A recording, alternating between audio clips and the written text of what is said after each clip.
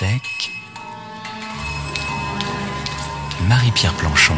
Partir avec Marie-Pierre Planchon sur France Inter. La radio. Je suis née à Paris. En Bretagne. Nous habitions une ferme sur 25 hectares. J'ai commencé très jeune à militer. J'étais convaincue que nous allions changer le monde. Ça, c'est le monde que tu connais. Voici le monde tel qu'il existe aujourd'hui. Avec Marie-Pierre Planchon sur France Inter.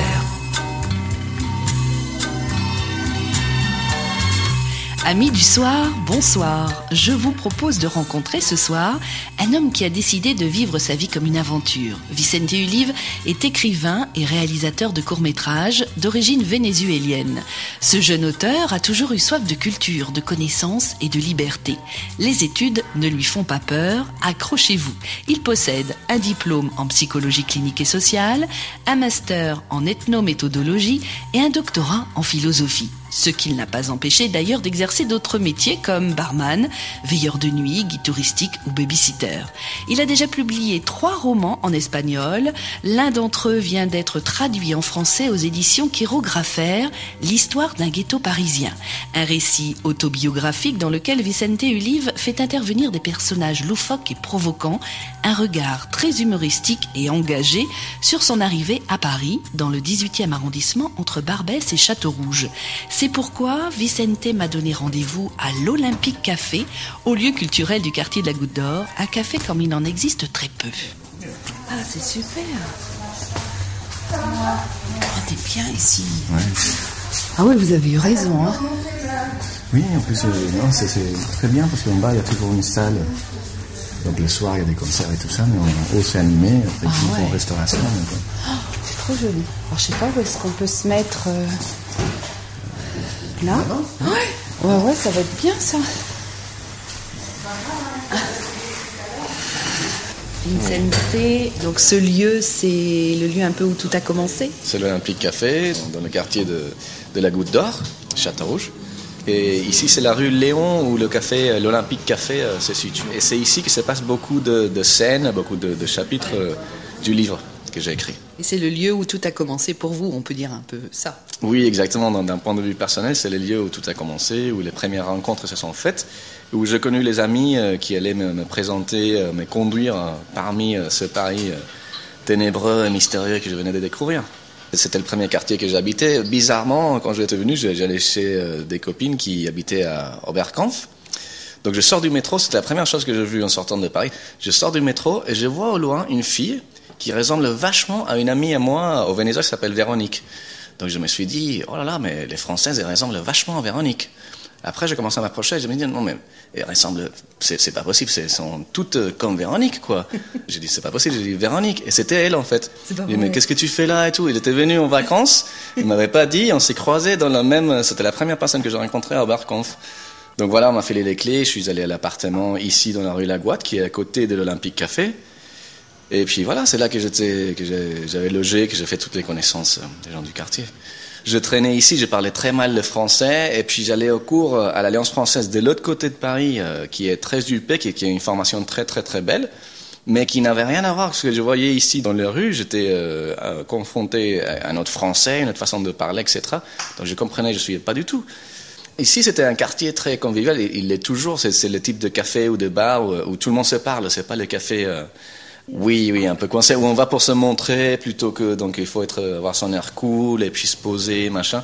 Ici, c'est toujours vraiment décontracté, donc on peut aborder tout le monde, parler avec tout le monde, c'est assez intéressant. Si tu ne sais pas où tu vas, regarde d'où tu viens. Vicente Ulive, alors d'où venez-vous ? Je viens du Venezuela. Je suis né à Caracas en 1976. Ma famille est un peu allemande, un peu italienne, uruguayenne, un peu un mélange, quoi, comme on fait en Amérique latine. On est tous, on est 100% vénézuéliens si l'on veut. Et puis je suis venu à Paris en 2000 pour la première fois. Comment c'était votre vie alors à Caracas avant de venir en France ? Ah, c'était une vie très belle, j'ai vraiment eu la chance d'avoir accès à à presque tout ce que je pouvais avoir besoin quand j'étais petit, plein de sports, plein de formations, etc. Donc je m'épanouissais. Enfin, c'est un pays tropical, donc déjà il n'y a pas le problème de saison, ça change pas. Ça m'a beaucoup frappé au début. Et puis il y a la plage à côté. Enfin, on partait tout le temps à la plage, donc ouais, je faisais du surf quand j'étais là-bas. Maintenant, c'est plus le cas. Alors vous avez fait de longues études? Oui, tout à fait. J'ai fait vraiment beaucoup d'études.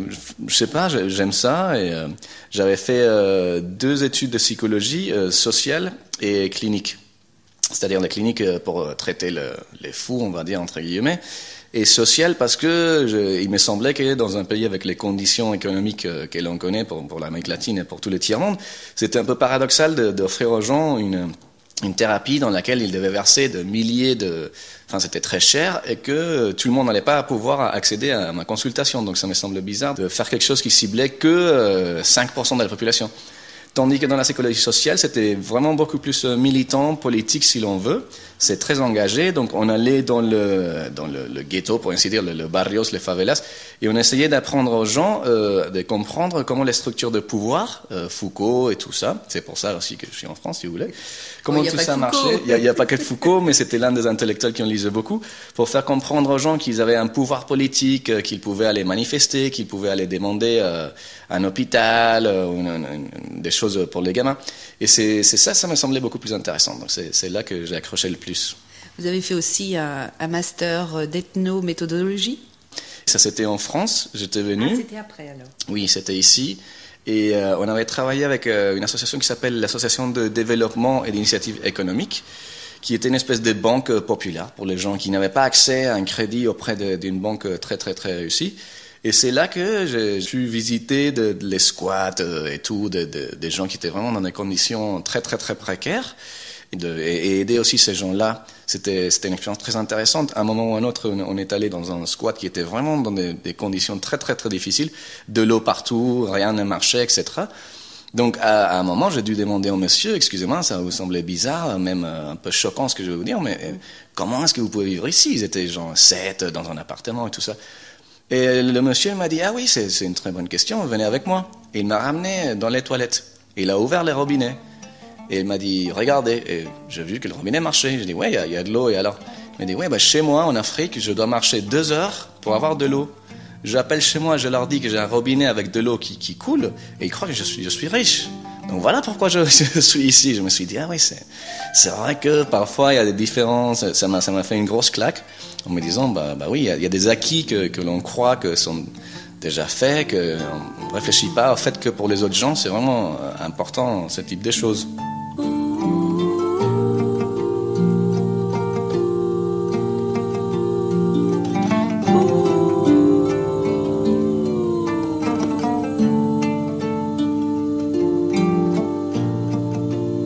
Et ce n'est pas tout. D'ailleurs, je suis très complexée face à vous. Vous avez aussi obtenu un doctorat en philosophie. Vous êtes un surdiplômé, comme vous dites dans votre livre, un bac plus 10. Oui, je suis le chômeur le plus surdiplômé de France. Non, je fais des études de philosophie. C'était la philosophie qui m'intéressait au début, au Venezuela aussi. Oui, vous écrivez, vous étiez ivre de philosophie. Oui, je suis pas, et les gens qui ont fait des études avec moi, on n'est pas des philosophes ou des penseurs classiques. Les Platon, l'Aristote et tout ça, on l'a lu, mais on était plus accrochés sur les philosophes modernes, enfin contemporains, Derrida, Baudrillard, Lyotard, paradoxalement, beaucoup de philosophes qui n'ont pas été reconnus en France jusqu'à leur mort. Nous, on les lisait par le biais nord-américain. C'est-à-dire les États-Unis, c'est eux qui ont créé toute cette école qu'ils appellent French Theory, théorie française, où ils mettaient un peu tout ça, Kristeva aussi, Virillo, Vatimo, l'italien. Donc nous, on avait accès à tout ça, on était éblouis par ce qu'on appelle, ce qui est mal nommé la postmodernité. Donc on lisait beaucoup de choses comme ça, donc on pensait qu'en France, tout le monde était branché à Derrida, Baudrillard et tout ça. Tandis qu'en arrivant ici, j'ai pu vivre l'expérience qu'il y a beaucoup d'écoles françaises qui ne supportaient pas de voir Derrida cité, nommé, mentionné dans les thèses. Il y a même des profs qui m'ont dit, non, si tu mets Derrida, Maffesoli, je te laisse tomber, je prends pas ta thèse. Tu peux pas. Donc voilà, c'est pour ça aussi que je suis allé voir à Paris 8, qui est beaucoup plus ouverte. Là, il y avait Lyotard, il y avait Derrida, il y avait beaucoup de gens qui donnaient des cours là-bas. Derrida, il n'y était pas, mais il y avait Foucault. Donc voilà, là, j'ai pu vraiment faire un peu ce que je voulais d'un point de vue philosophique. Est-ce que j'envisage le processus révolutionnaire comme justement un coup qu'on lance à l'ancienne classe dirigeante, qu'on se met à remplacer aussitôt après qu'on l'a foutu par terre, ou est-ce que j'envisage comme un fait d'une longue durée, c'est-à-dire commençons sans doute par des bagarres, des querelles, des batailles. Vicente, pourquoi vous écrivez que vous sentiez, à l'époque où vous étiez encore à Caracas, vous sentiez marginalisé? Parce que Venezuela, c'est une culture et c'est une société très très très nord-américanisée. Grosso modo, ce qui intéresse les gens, c'est une grosse voiture, un 4x4 pour aller à la plage et tout ça, avoir de l'argent, boire beaucoup et avoir une belle fille à côté. Ce n'est pas intéressant de lire Nietzsche. Ça n'intéresse pas les gens d'écouter la 5e symphonie de Beethoven parce que après il y a pas de filles qui vont être branchées sur ça, tandis que vous mettez un peu de reggaeton, ça marche, machin, c'est la fête. Enfin, j'ai toujours été intéressé par les choses qui sont pas au centre de la société. Je pense aussi que c'est le devoir des intellectuels et des artistes aussi de s'intéresser à ce type de choses. Quand je disais ouais mais ça m'intéresse, un tableau, une peinture, Wagner. Les gens, ils riaient, ça servait à rien. Les filles, elles partaient en courant. Donc, voilà, quand on m'a dit qu'en France, il y avait un mec qui s'appelait Sartre, qui était très moche, mais que les filles le kiffaient parce qu'il était philosophe, je me suis dit, qu'est-ce que je fais là, quoi? Parce que je suis pas si moche que lui, et bon, la philosophie, je peux la faire, donc voilà, on va voir ce que ça donne. Le refus du pouvoir bourgeois ici ou là, par les autres classes. Et petit à petit, sa mort. Peut-être en 10 ans, peut-être en 20 ans, en tout cas, un long processus. Vicente, qui vous a transmis ce goût pour la philosophie? Ce sont vos parents? Oui. Mon père, il est un grand... Enfin, il a fait beaucoup de la dramaturgie, du théâtre et du cinéma au Venezuela. Mais il est autodidacte. Il fait vraiment partie d'une génération de l'après-guerre en Amérique du Sud. Il était en Uruguay, donc ils étudiaient les langues. Donc mon père, il parlait 5 langues. Il y avait beaucoup d'amis qui avaient appris le français juste en lisant le dictionnaire. Un mot par jour, je pensais que ça ne marchait pas, mais bon, lui, il a des amis qui ont fait ça. Donc, il a toujours eu un penchant pour l'intellectualité, la littérature. Et on ne m'a jamais rien imposé, mais quand j'étais en psychologie déjà, mon père était content parce qu'il avait beaucoup de bouquins de Freud, de Jung, Ferenczi, etc., qu'on pouvait partager. Et après, quand je commençais... Enfin, on ne peut pas faire la psychologie sans faire la philosophie, c'est presque impossible.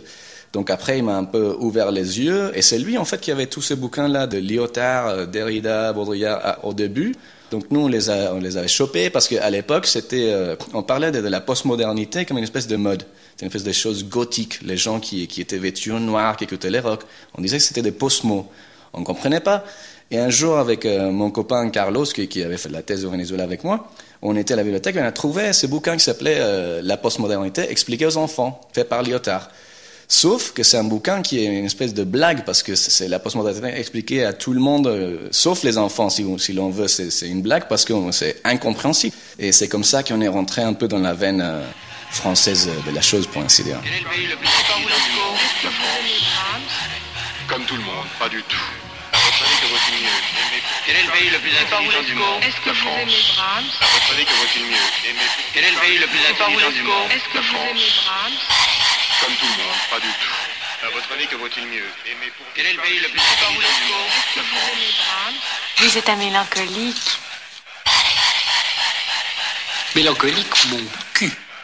J'aimerais un petit peu qu'on revienne sur votre génération, parce que vous en parlez dans votre roman « Histoire d'un ghetto parisien ».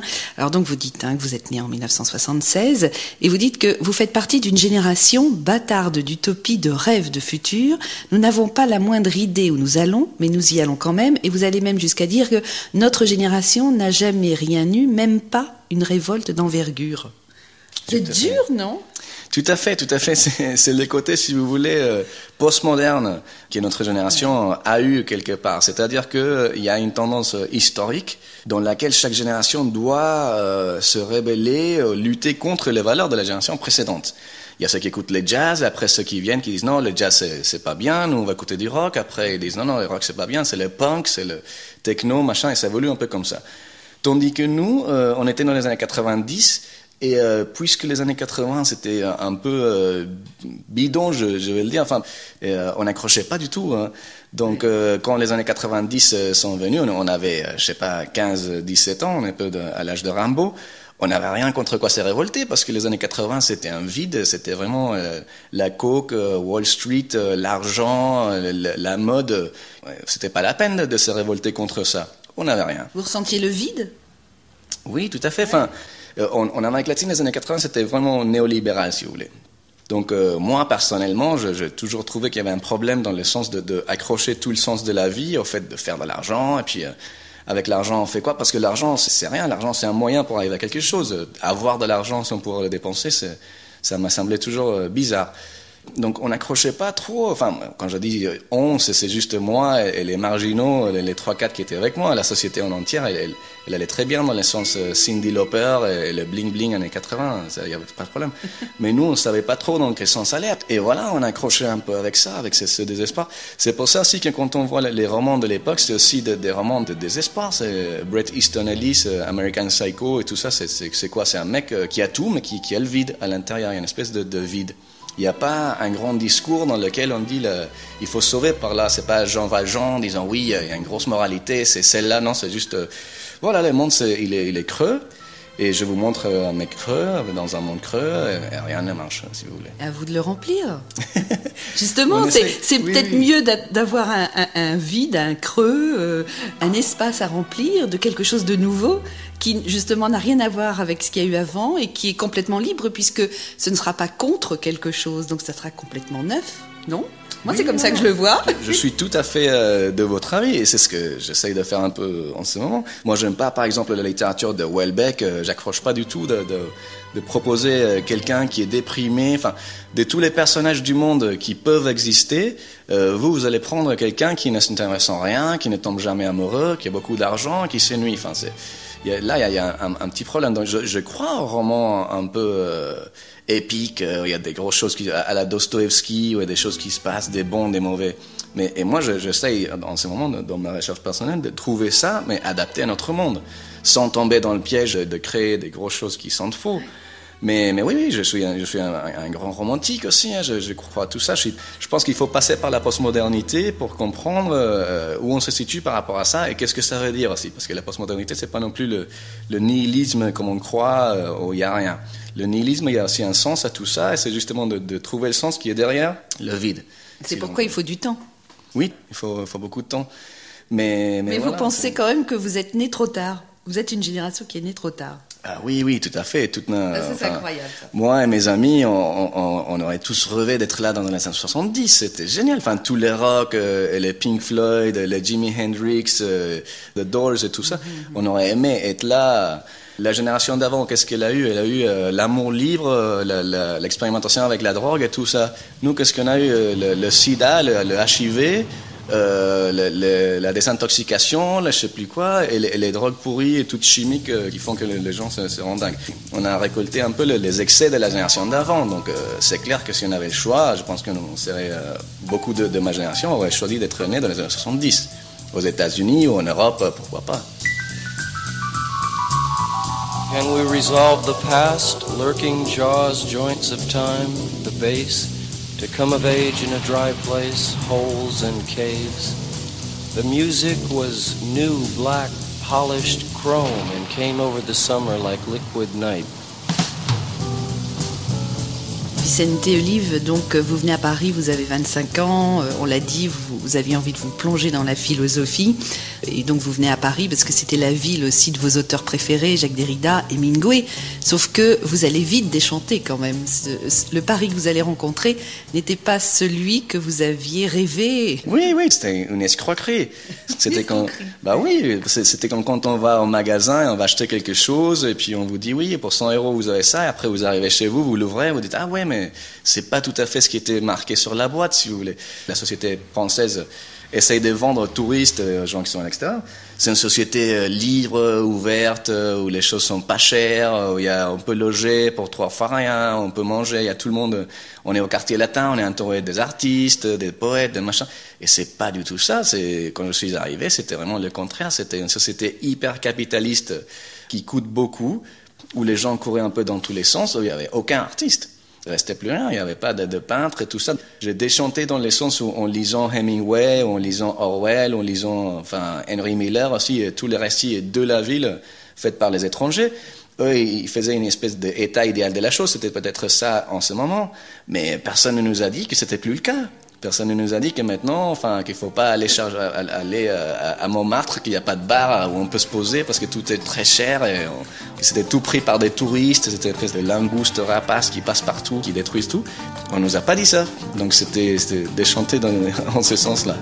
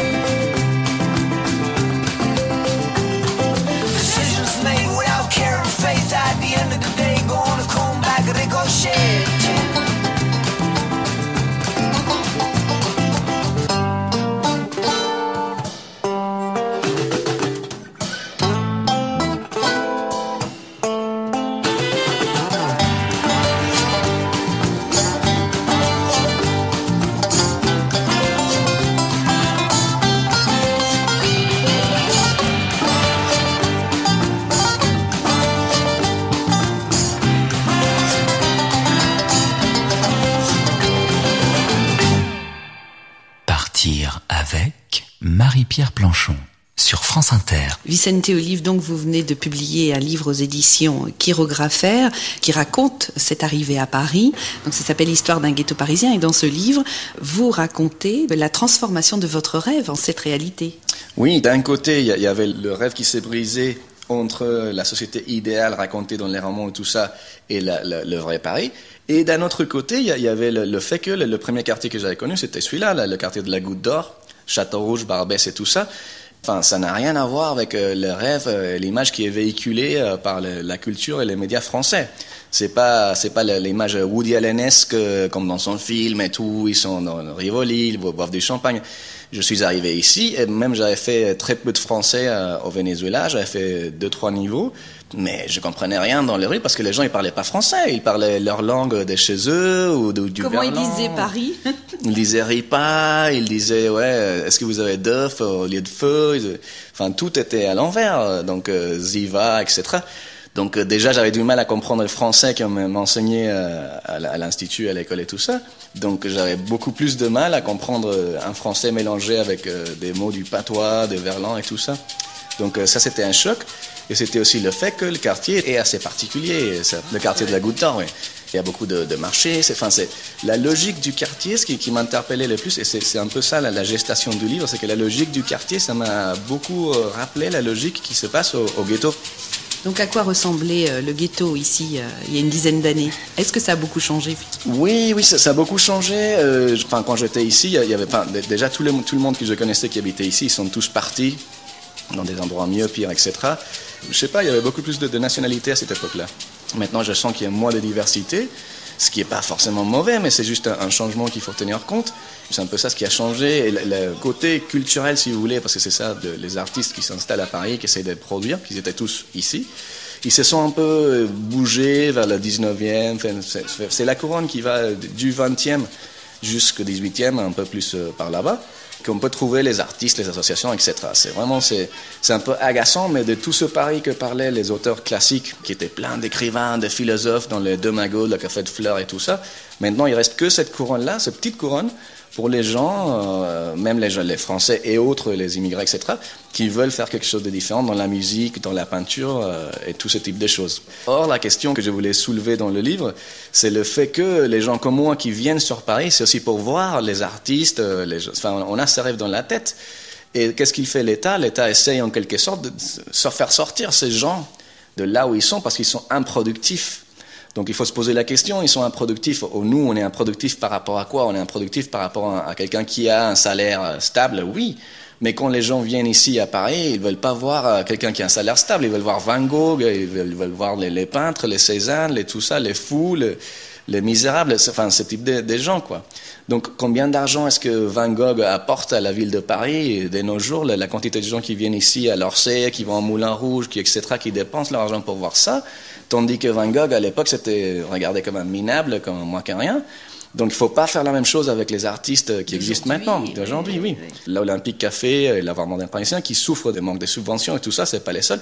Mais il faut les soutenir si l'on veut que Paris continue à être une ville où la création se fasse, où ce ne soit pas juste une vitrine pour que les gens qui font des choses à Berlin et à Barcelone viennent les exposer ici, mais qu'il y ait des gens ici à Paris qui produisent des choses, qui ont un soutien, qui font des choses importantes et que la société voit que l'importance qu'ils ont au lieu des autres.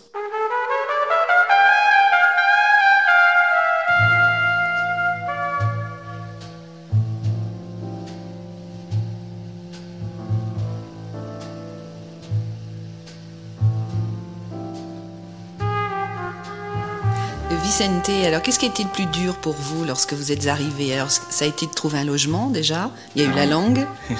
Oui, les logements, c'est très très très bizarre. Je ne sais pas si c'est normal, si les Français connaissent comment ça se passe pour trouver un logement, trouver une carte de séjour et tout ça. Je vais vous faire le raccourci parce qu'on ne va pas y passer toute l'heure, mais ce qui est frappant dans toute cette histoire, c'est que pour rentrer dans la légalité, il faut être illégal. Donc, comme disait Bob Dylan, pour être dans la loi, il faut briser la loi. Pourquoi? Parce qu'il vous demande que vous devez avoir un téléphone. C'est la première chose qu'il vous demande. Ils disent oui, vous voulez vos papiers, mais il faut avoir un téléphone pour vous contacter et un logement. Donc, comment fait-on pour avoir un téléphone si on n'a pas un logement? Il ne vous donne pas le téléphone. Et comment fait-on pour avoir le logement si on n'a pas de téléphone, etc. Donc, c'est une espèce de boucle. Vous veniez pour faire des études? Oui, tout à fait, mais ça arrive à tout le monde. Donc, le seul moyen de briser la boucle, comme quoi vous pouvez avoir accès à tous les papiers qu'il vous faut, c'est de demander à un copain de dire que vous habitez chez lui. Donc, d'office, vous devez mentir. Donc, l'État français vous demande de mentir et de produire un papier qui est faux pour avoir vos papiers et être dans la légalité qui va vous permettre ensuite de trouver un vrai logement et puis changer tout ça. C'est très paradoxal et je n'ai jamais compris pourquoi ça se passait comme ça, mais c'est la façon comme les choses se passent, quoi. Et donc, trouver un logement, c'est très, très, très difficile. trouver un travail beaucoup plus. Après, il y a toute l'histoire de lettres de motivation, la culture française, la façon comme ça se passe, c'est assez dur à comprendre. Et oui, la langue, c'était très difficile. Comme vous disiez, oui, j'ai fait beaucoup d'études et tout ça, mais je vous jure, il y a un moment où je me suis dit, ça fait 2-3 mois que je suis ici, je comprends rien. Enfin, je sens que j'avance pas, je progresse pas dans mon français. Comment ça se fait? Je comprends des livres très compliqués, j'ai lu tout ça, je fais une thèse, machin, et c'est pas la peine, je vais laisser tomber. Après, ça vous ouvre un monde qui est très intéressant. Je recommande l'expérience de parler une autre langue à tout le monde. Mais voilà, c'était les choses qui étaient très très difficiles à surmonter. C'était la langue, les logements, le travail. Bon, c'est connu de tous, je pense. Sauf de qualité, là, ma chérie. Voilà 11, 5 euros. 11, 5 euros les sacs pour la matin. C'est vrai, Vicente, vous m'avez donné rendez-vous donc à l'Olympique Café parce que effectivement, c'est là où vous avez rencontré vos amis de route, enfin de fortune, je ne sais pas comment les appeler. Alors on peut peut-être en évoquer un ou deux. Il y a eu José, oui. D'abord. José qui vous a appris un petit peu les codes du quartier, qui vous apprend à voir sans regarder et à marcher sans interférer. Oui, tout à fait. C'était un personnage. C'était un Cubain extroversé qui interpellait tout le monde, etc. Il venait d'un ghetto très très dur de La Havane, donc il connaissait comment se défendre dans la rue, si vous voulez. Et voilà, donc j'avais des problèmes avec les gens de la rue, parce qu'on a toujours des problèmes avec les gens de la rue, mais c'est lui qui a intercédé et qui a dit aux gens, bah non, il est avec moi, laisse-le tranquille, etc. Et c'est comme ça que ça s'est calmé un peu. Mais c'était quelqu'un de super, d'extraordinaire. C'était le type de personne qui n'avait rien et qui vous donnait tout. C'était ça qui m'a aussi beaucoup frappé. C'était la différence entre les gens qui ont rien et qui partagent tout et les gens qui ont tout et qui partagent rien. Oui, il habitait au rez-de-chaussée, ici à côté, dans la rue de Panama. Il était là, et puis il ouvrait la fenêtre et il faisait de la cuisine et puis il donnait aux gens qui étaient là. C'était assez particulier. C'est toujours le cas, la rue de Panama, un vendredi par exemple. Il y a tout le monde qui sort du travail qui se met à boire dans la rue. Donc ça fait un sacré boucan parce qu'on parle de 300 personnes qui vont être dans une rue qui fait 50 mètres. Ils sont en train de parler, etc. Donc lui, ça faisait beaucoup d'amis parce qu'il leur donnait à manger, il leur filait des haricots, du riz par la fenêtre.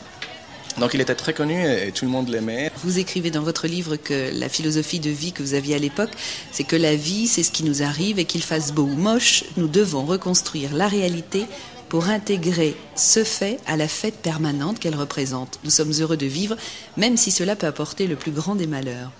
Vous viviez toujours comme ça, dans cette recherche ? Oui, tout à fait. C'est aussi un clash ou une différence entre ce qui est un peu la philosophie de vie latino-américaine et la philosophie de vie européenne. Et ça m'a toujours choqué aussi, c'est le fait que si vous demandez à un latino-américain comment ça va, il va jamais dire ça va mal ou ouais plus ou moins. Il dit toujours ouais ça va très bien. Et c'est très bizarre parce que j'ai beaucoup d'amis au Venezuela. Parfois c'est une pénurie, ils n'ont pas de travail, ils n'ont pas d'argent, etc. On leur demande et ils disent ouais ça va très bien, nickel. Ici tu vois on essaye de faire avec ce qu'on a. Tandis qu'en France j'avais des copains qui avaient tout, qui avaient un bon travail, qui avaient une belle femme, de l'argent, etc. Je demandais ouais comment ça va. Ah oui mais tu sais bof machin c'est un peu compliqué. Donc ça m'a toujours interloqué aussi, ces différences d'appréciation envers la vie.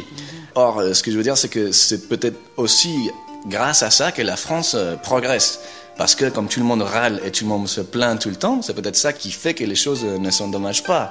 Tandis que nous, on est là, donc oui, tu vas bien. Peut-être que les choses, quand le gouvernement, la ville se casse la figure, on dit oui, on fait avec, on verra après, on fait la fête, machin. Je ne sais pas, c'est juste une hypothèse. Quoi qu'il en soit, c'est très différent. C'est l'esprit ou la joie de vivre est beaucoup plus pressant dans nos pays. Ça peut être aussi par rapport au soleil, j'en sais rien. Que ici où il y a vraiment, c'est comme si les gens ils voulaient toujours trouver quelque chose qui va pas pour se plaindre parce que sinon ils sentent qu'ils sont pas vivants quelque part quoi. C'est l'un des pays où il y a le plus de pessimistes. Peut-être, mais c'est un pessimisme très très très bizarre. Quand on descend au métro à 8h du matin, à 8h30, et puis on voit quelqu'un qui court sur le quai, et puis qui fait la tête parce qu'après le métro il est parti, mais il y a une montre qui dit que 2 minutes après il y a un autre métro. Et lui, il est vraiment énervé parce qu'il a raté ce métro-là, il ne comprend pas, ou qu'il prend le métro à 8h du matin, et il y a du monde, donc il s'énerve, il commence à faire comme un cheval, un truc comme ça bizarre avec la bouche. Moi, je ne comprends pas, je me dis, c'est vraiment quelqu'un qui cherche un peu n'importe quoi pour se plaindre, parce que, enfin, on peut pas vivre à Paris et espérer qu'il y ait personne dans le métro. Et vraiment par rapport aux pays développés et tout, par rapport au métro de New York, de Londres et tout ça, je préfère largement le métro de Paris. Il est très très bon. Hein. Enfin, donc, si on veut se plaindre, on peut toujours se plaindre.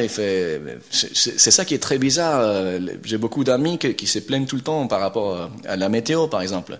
Il fait trop froid, il fait trop chaud, donc ils sont jamais contents. Donc si vous voulez vous plaindre, oui, il fait chaud. Ce que je veux dire, c'est qu'il faut faire avec. On va de l'avant et puis on va pas passer la journée à râler parce que il fait chaud et il faut attendre 2 minutes pour que le métro arrive. Vous célébrez la vie? Oui, j'essaie. Même dans les moments de galère? Oui, on a toujours des moments Après, moi, c'est un peu particulier. C'est plutôt ma femme qui est toujours là à me soutenir. Ouais, c'est elle qui se charge plutôt de faire voir que les choses sont belles.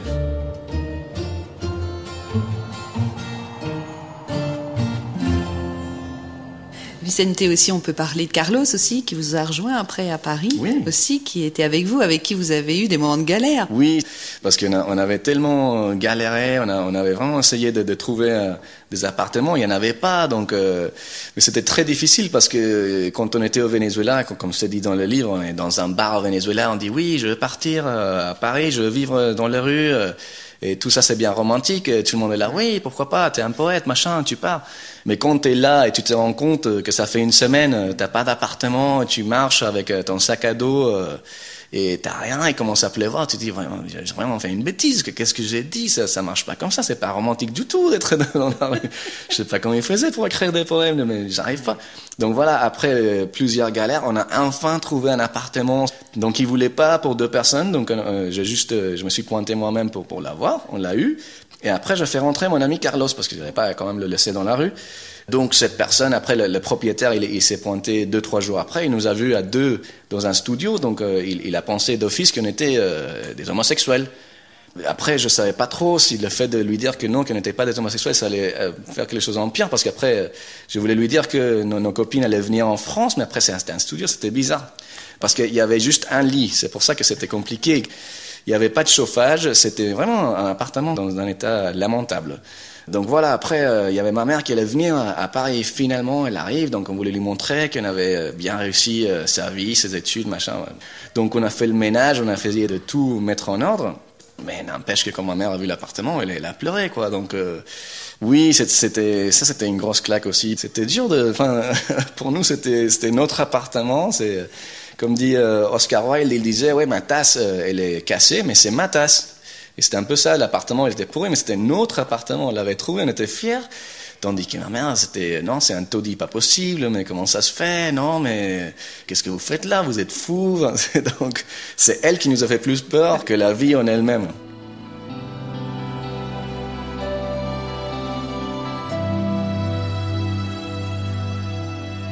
Vous avez essayé aussi, Vicente, des petits boulots, mais même fille au père, alors dites le cauchemar. Oui, fille au père, même quand on est un garçon, c'est dur. Hein, mais c'est aussi un travail qui ne s'arrête pas. Ça commence toujours doucement, c'est toujours... oui, on dit oui, pourquoi pas, la madame, elle est agréable et tout. Non, il faut juste que tu cherches les enfants de la maison à telle heure, à telle heure. Après, ça commence, oui, mais puisque tu es là, est-ce que tu peux pas faire un peu à manger?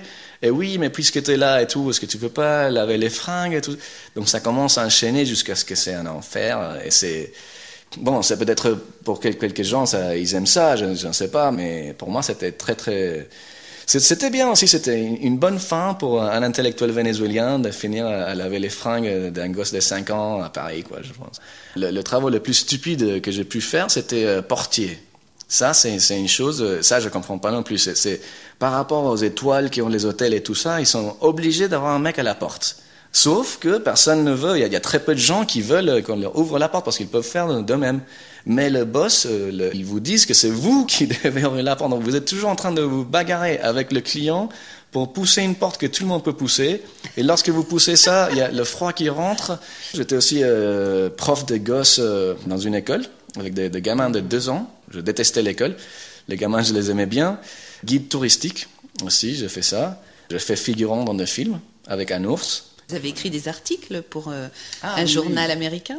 Oui, en espagnol. J'en ai écrit. Oui, il y avait un journal qui sortait aux États-Unis entre 2002 et 2005 qui était assez connu, qui a assez bien marché. Parce que à côté de tout ça, j'ai toujours écrit. Hein. Quand je fais ces travaux, c'était pas dans un sens de me châtier, c'était parce que ça me permettait à côté d'écrire. Donc j'ai toujours continué. C'est ce que j'aimais. Donc ça me posait pas de problème d'être là à faire gardien de nuit pendant 8 heures. Si après je savais que j'allais avoir l'argent et la paix pour écrire. Donc ça m'a permis aussi d'essayer d'avancer un peu dans la littérature. Puis voilà, je pense que ça a valu le coup.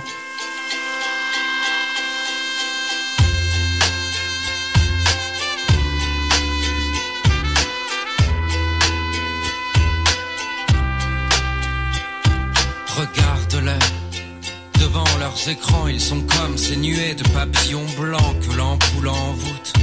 Et les morts télévisés deviennent aussi insignifiants que les publicités. Regarde-les bien, qu'ils baisent, qu'ils bossent, qu'ils mangent, qu'ils marchent, ils dorment.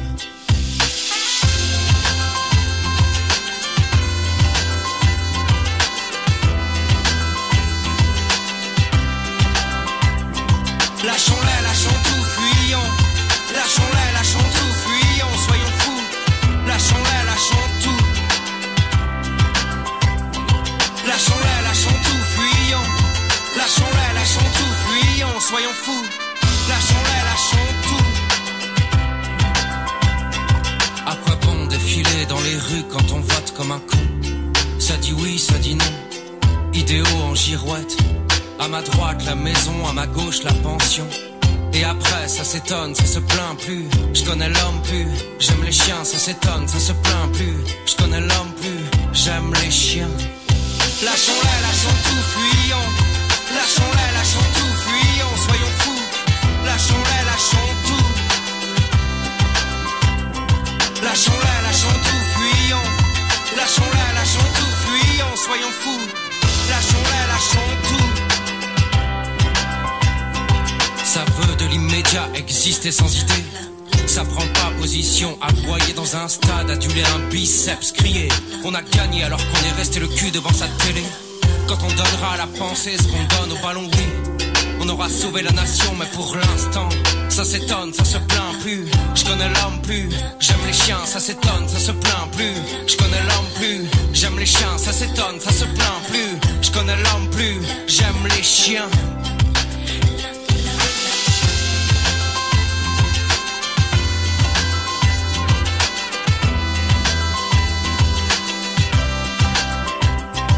Lâchons-les, lâchons tout, fuyons. Lâchons-les, lâchons tout, fuyons, soyons fous. Lâchons-les, lâchons tout. Lâchons-les, lâchons tout, fuyons. Lâchons-les, lâchons tout, fuyons, soyons fous. Lâchons-les, lâchons tout. Lâchons-les, lâchons tout, fuyons. Lâchons-les, lâchons tout, fuyons, soyons fous. Lâchons-les, lâchons tout.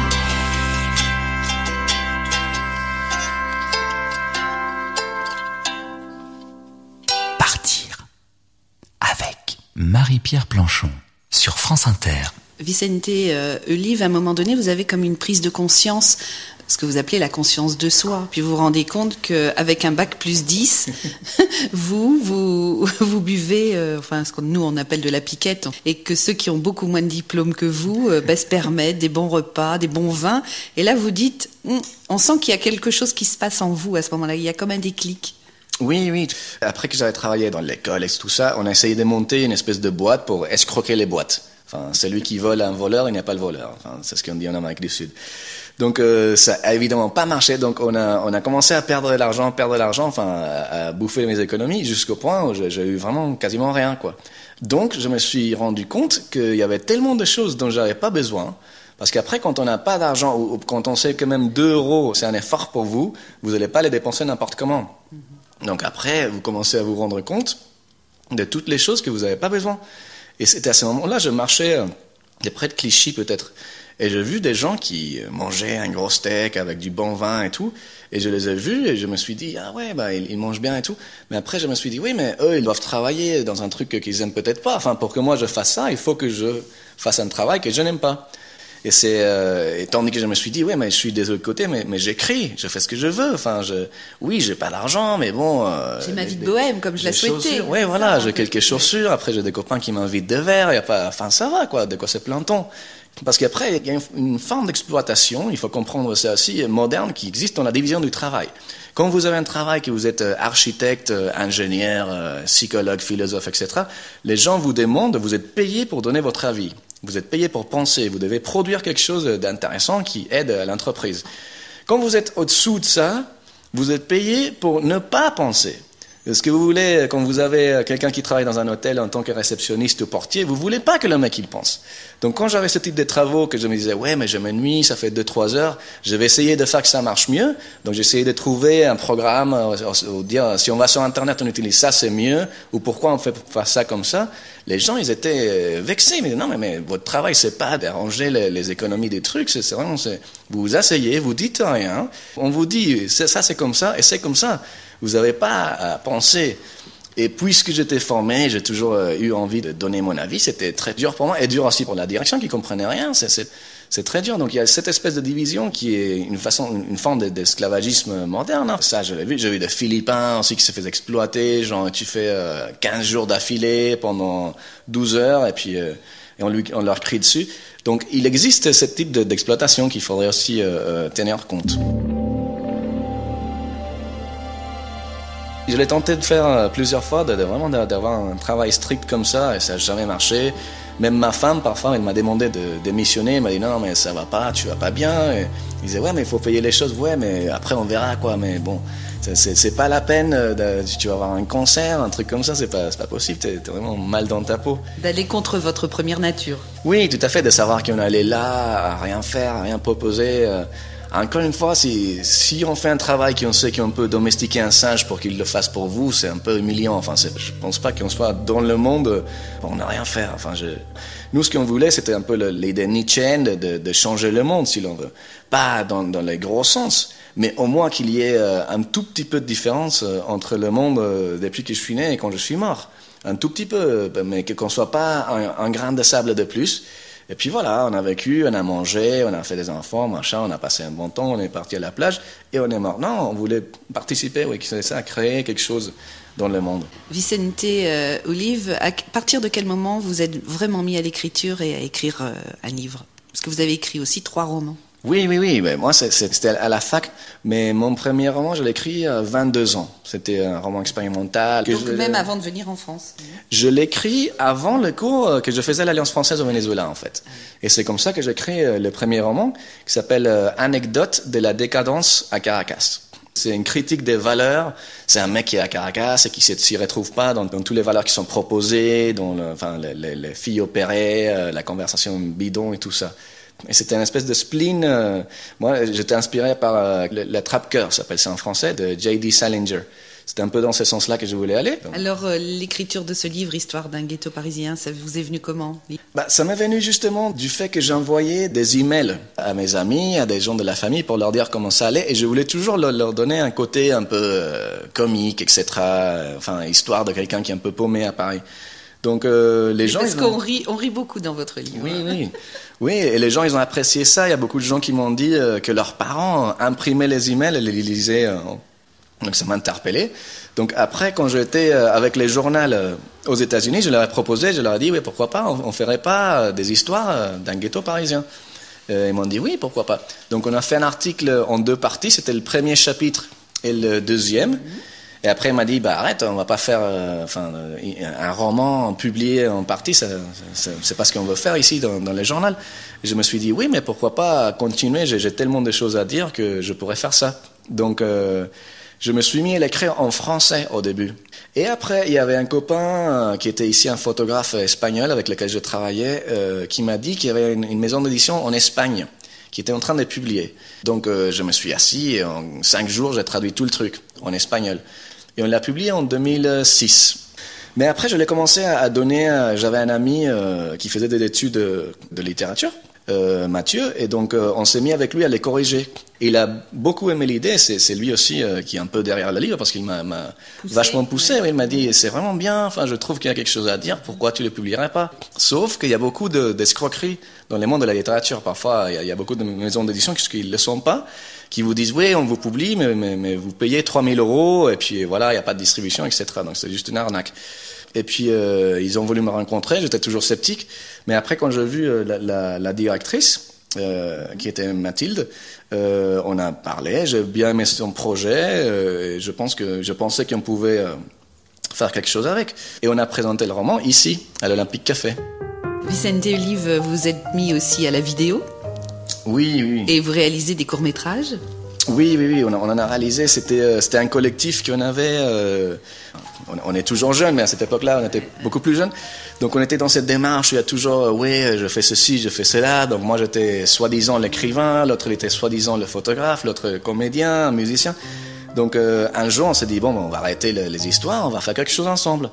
Donc on s'est mis à faire ça et on a commencé à faire quelques expériences. Ce qui nous intéressait, c'était plutôt les côtés guérilla du cinéma, c'est-à-dire le fait de ne pas payer, ne pas avoir de permis, enfin faire vraiment les choses à côté du système et expérimenter avec les limites entre le fait de ne pas avoir de l'argent et la qualité qu'on pouvait avoir.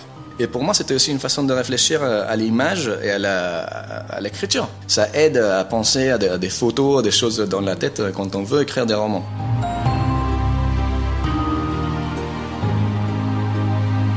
Vicente, vous n'avez pas eu envie d'adapter votre livre, Histoire d'un ghetto parisien, pour en faire un long métrage? Non, enfin, moi, j'aimerais bien que quelqu'un le fasse. C'est pas moi. À une époque, il y avait quelqu'un qui m'avait approché avec cette idée. C'était quelqu'un qui avait une maison d'édition aussi. Il avait contacté quelqu'un pour qu'on le fasse film. On vous montrer là, c'est une espèce de, je sais pas, auberge espagnole, mais auberge français, quoi, un truc comme ça. Tout à fait. Oui, ça... Avec une étude, enfin, avec votre regard d'ethno, philo, enfin, oui, voilà, tout à fait, ce que vous êtes. Oui. Bah, on a récemment tourné un court-métrage dans le quartier, il s'appelle Qui est le criminel, avec cette même personne, qui parle un peu aussi de la vie dans le quartier, des squatteurs, etc. Donc, il y a beaucoup de potentiel, beaucoup de choses qu'on pourrait faire. Après, c'est toujours une question de travail, d'argent et de temps, malheureusement.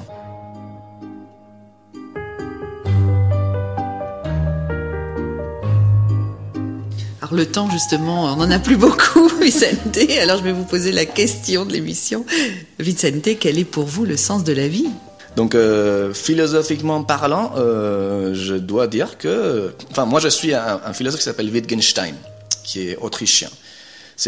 Wittgenstein, c'était aussi quelqu'un qui disait que la philosophie, ça servait à rien, qu'il ne fallait pas en faire, il fallait faire d'autres choses. Donc, c'est un peu aussi pour ça que moi, je fais d'autres choses. Donc, lui, il disait que le sens de la question, quel est le sens de la vie, est répondu lorsqu'on ne pose plus la question. Lorsqu'on comprend que cette question-là ne peut pas être répondue, c'est juste un piège du langage, c'est un jeu du langage qu'on ne peut jamais résoudre. Donc il ne faut juste pas y penser. On ne peut pas trouver la réponse, quel est le sens de la vie, dans le langage. On peut le trouver ailleurs, dans le mysticisme, dans l'amour, etc. Et moi je pense ça aussi, je pense que le sens de la vie, c'est pour moi, c'est d'être toujours à la recherche des expériences mystiques, je ne sais pas trop si dire mystiques, mais des expériences qui peuvent transpercer l'espace-temps, pour ainsi dire. Mais je ne parle pas des choses bizarres, je veux dire juste écouter une belle musique qui sont dans les arts, dans les expériences avec des amis, dans l'amour, bien évidemment, dans une belle couchée de soleil, dans un beau tableau, dans une belle musique. Je pense que avec ce qu'on ressent, avec ce que moi je ressens là, j'arrive à transpercer les limitations liées à notre humanité, si vous voulez. Donc pour moi, c'est toujours la quête de ces expériences. C'est comme je disais à un ami, j'ai dit, ouais, mais on n'aura peut-être pas beaucoup d'argent, moi et ma femme, mais nous, on a vu la tombée de soleil dans les ponts Carlos à Prague. Combien ça vaut? Enfin, c'est ce que j'ai ressenti là avec ma femme en voyant ça, c'était sublimissime. Il n'y a pas de prix, je peux même pas vous le communiquer, comme disait Wittgenstein. Ça, c'est pour moi, c'est l'essence de ma vie. C'est quelque chose qui est à moi, que personne ne peut m'enlever, jamais. Donc après, l'argent et tout ça, ça rime à rien pour moi. C'est justement pour ça que ça m'attire pas, ça me donne pas envie d'y aller dans ce sens. En tout cas, merci Vicente de m'avoir accordé cet entretien et d'avoir partagé ces moments d'amitié. C'est vraiment bien. Merci. C'est moi, merci beaucoup.